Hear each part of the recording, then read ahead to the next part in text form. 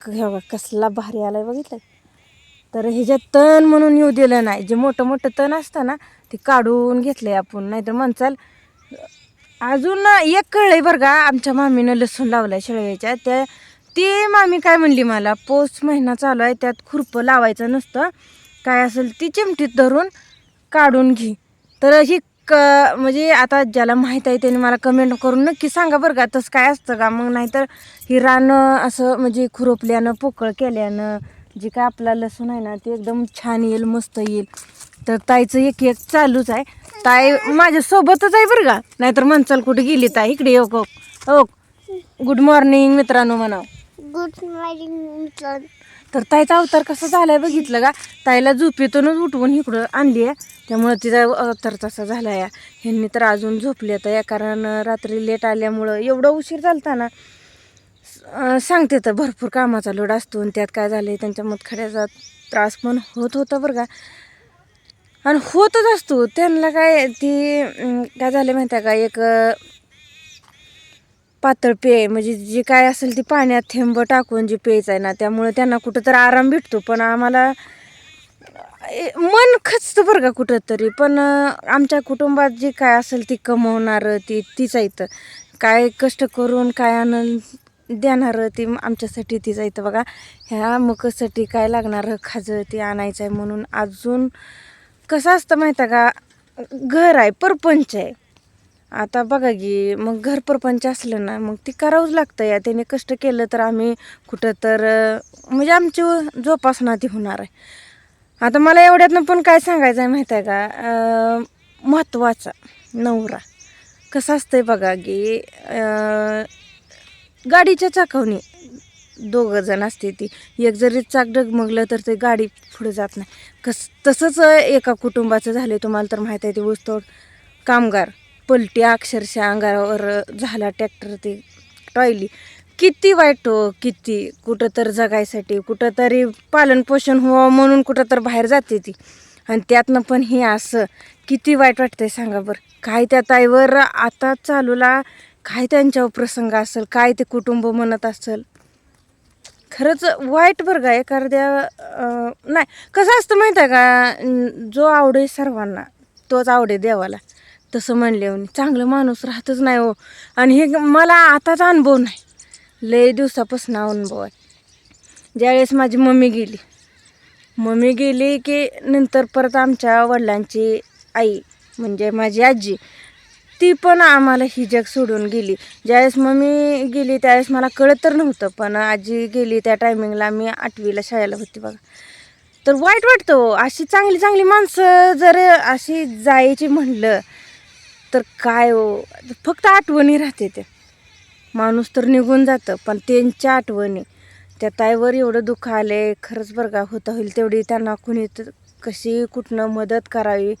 बरेचसे लोक त्यांच्यासाठी म्हणजे बोलताना ती दिसली. वाईट वाटतं कसं चालवायचं काय. आणि एकतर ती बाहेरगावी जाऊन त्यांचं पोट भरत होती. ऊसतोडी आता ऊसतोडीचा सीझन चालू आहे, त्यामुळं ती इकडं त्यांच्या गावावरून इकडं येऊन तरीसुद्धा त्यांच्या संग एवढं वाईट घडलं. वाईट वाटलं बरं का. लहान लहान लेकरं असते ती त्यांची कशाचा म्हणून कशाचा सुद्धा विचार करत नाही ती त्या लेकरांचं. ज्यावेळेस मी आता ह्या भागाला कसं आहे, जास्त करून नदी नाही, नदी नसल्यामुळं ऊसाचं प्रमाण जरा कमीच आहे. त्यामुळं इकडं मका काय असेल ती फळबागा. पण ज्यावेळेस मी मामाच्या गावाला होती त्या साईडला नदीचं ठिकाण आहे, त्यामुळं भीमा नदी जाते तिथनं परत पुढं पंढरपूरला चंद्रभागा. तुझा मी आली चंद्रभागेला पाणी जातं, त्यामुळे तिथं ऊसाचं प्रमाण. तरी आमच्या मामाचं पण काय असेल ती क्षेत्र असेल ती ऊसाचंच होतं. मला सांगायचं काय माहीत आहे का, ती ऊसतोड कामगार जे आलेली असते ना, एवढी लहान लहान लेकरंसुद्धा त्या पाचरटावर अक्षरशः झोपवते ती. आणि काय असेल ती त्यांचं काम बघते ती. कधी थंड कधी काय सुद्धा, आणि थंडीच्या सीझनमध्येच बरोबर त्यांचं ते काय असेल ती. आपण घरातनं आता 8 वाजून 8:30 वाजत आले त्या, तरी माझ्या अंगातलं जर्किंग अजून निघालं नाही. ती माणसं नाही ती का वाईट म्हणजे परिस्थिती एवढी वाईट आहे ना. परिस्थिती माणसाला कुठं नेईल सांगता येत नाही. काम ही करावं लागतं, कष्ट ही करावंच लागतं, पण त्याला गरिबी पण नडते. कष्ट करूनच खातो बरं का. आम्ही काय असं श्रीमंत नाही की जेणेकरून आम्हाला कुणी तर ट्रोल करावं. आम्ही पण कष्टच करतो. आता सांगायचं झालं, ह्यांनी पण आजारी असून काम करून आम्हाला बघावंच लागतं. ही म्हणजे परंपरा, रूढी परंपरा चालूच राहणार आहे त्या. एक वेळेस योगा कसं असतंय, पोट भरायचं.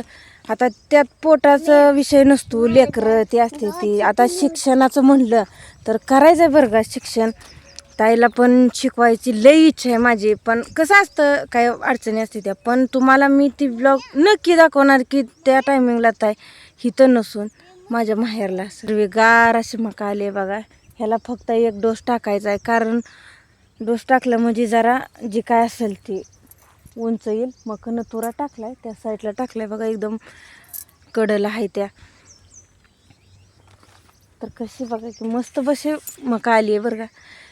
नसते तर घरी टाईम देता येत नाही. मका अजून पण पाण्याला आली आहे बरं का. मी सांगितलं त्यांना कपॅसिटर ते काय असेल ते जोडून द्या, माझी मी भिजवती. त्यांनी काहीतरी केलं म्हणून आपण पण काहीतरी करावं. घरी बसून तरी काय हो, आपण तरी मी सगळं घरचं हँडल करते. ह्यांना कसलाच टाईम भेटत नाही. येऊन जेवण करून झोपून परत अजून नंतर जायचं. आणि सीझन टू सीझन ही असं कसं असते माहीत आहे का. ही आता काम एवढं राहणार आहे की फक्त आता ही बोराचं सीझन आहे ना, त्यामुळं बोरं संपत आली ना, सक्रातीचं टायमिंग आहे तुम्हाला तर माहीतच आहे. तर बहिणीने खरेदी करायला चालू केलं असेल, कोण साडी कोण काय काय आणाय. अजून आमचं तसं काय नाही बरं का. काय असेल ते काल आम्ही जाऊन आल्यावर त्यांना दवाखान्यात अगोदर दाखवलं. काय असेल ती एक सलाईन लावलं की त्यांना पण जरा जे अशक्तपणा आला आहे त्याच्यातनं पण जरा भारी वाटतं बरं का. सलाईन लावली ना कसं अंगात थकवा आल्याने वाटतो. मग कामाला पण काय वाटत नाही, एनर्जी येते. कसं असतं माहीत आहे का, पीक केलं तर एकदम व्यवस्थित यावं अशी ही कुठल्या पण शेतकऱ्याची अपेक्षा असते. आमची पण अपेक्षा असते कुठं तर आमचं पण ह्या भांडवलातनं कुठंतरी चांगलं व्हावं. आणि होणार बरं का. तशी म्हणायची साथ पण असते आम्हाला. आता फळबागा लावायचं नियोजन आहे बरं का. भांडवल लागतं त्याला. कसं असतंय, भांडवलाशिवाय कुठलंच काय करता येत नाही. ह्याच रानात म्हणजे आम्ही बोरीच लावायचे ठरवले. ह्यांचं पण मन कसं व्हायला लागले, चलबिचल व्हायला लागले. कधी म्हणते तर पेरू लावायचा, कधी म्हणते तर बोरं लावायची. पण त्या भावाने निर्णय घेतला आहे, ती काय करते ती काय नाही काय माहीत नाही. आणि कालचा व्हिडिओ मी टाकलेला तर ती कालचा नसून बरं का, ज्यावेळेस ताईच्या घरी पाहुणं म्हणजे ती काय सगळी बरं का फेमस व्यक्ती होती बरं का, रील स्टार पण होती किंवा त्यांचं काय असेल ते ब्लॉग पण होतं. एवढं भारी वाटलं बरं का. आलती बोलली, कारण पाहुणचार पण मस्त झाला. एवढं हसत खेळत जीवन जगलो वाटलं सुद्धा नाही, कुठली कमी सुद्धा महसूस झाली नाही. एकदम ना घरच्यांसारखं. खरंच बरं का. दुनियात कसं आहे, माणूस की न्यायचं हो संग, बाकी काय न्यायचं नाही. माणसानं बोललं, चार गोष्टी चांगल्या बोलल्या तर माणसाचं संग राहतं या का. तू एवढाच पैसा कमवला आहे, आता एवढा पैसा कमवला तरी संग काय नेतं आहे का, हाय असं जाग्यावर राहतं आहे. तुम्हाला आता ताजं उदाहरण म्हणलं तर आमचं सासू सासऱ्यांचं एवढी जमीन ती स्वकष्टानं ती स्वतः घेऊन. तुम्हाला तर माहीत आहे गळवेवाडी आमचं गाव होतं, म्हणजे आमच्या सासऱ्यांचं.